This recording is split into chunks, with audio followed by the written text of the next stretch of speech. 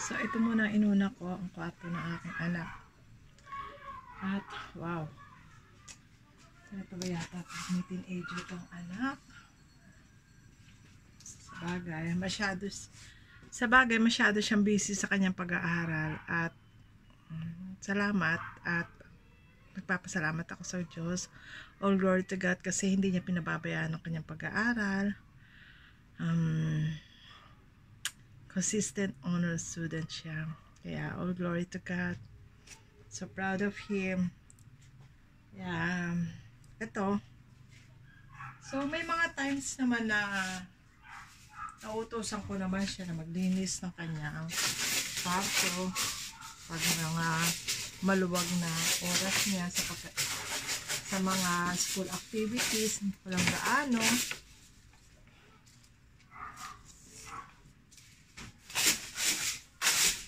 Pero yung mga ganitong mga pag-aagyo-agyo, dahil hindi na yun nagagawa.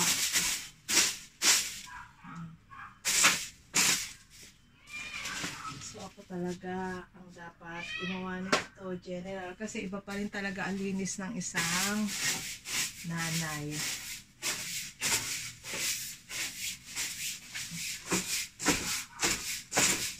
Grabe na. Kabok. Medyo lately kasi naging busy ako. Naging busy kasi ako lately. Kaya hindi ko rin naasikasong maglinis. Nabusy sa aking nanay na 81 years old. Salamat sa Diyos kasi talagang daw may sakit na rin, pero yung kalakasan niya doon pa rin talaga. Bigyan pa rin siya ng Panginoon. Kaya lang medyo ang kanyang pagsumpong-sumpong pagtataas ng BP niya dumadalas. Napupuyat kasi kaka-gadgets.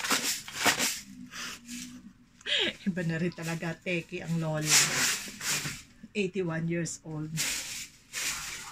Yun na nga lang daw libangan niya.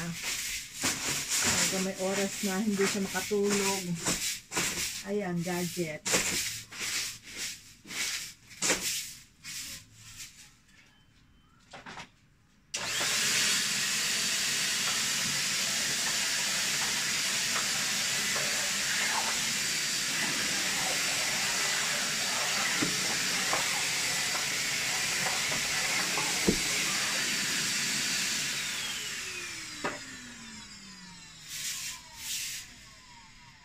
Malaking bagay din talaga ang vacuum cleaner kasi nakukuha niya lahat. Yun nga lang, sa mga matataas na parte, hindi makuha.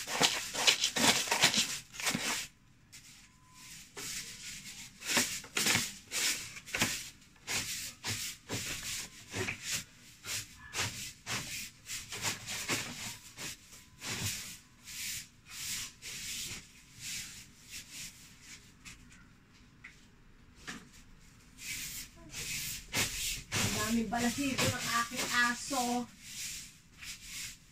Palibhasa. Nag-stay din siya dito.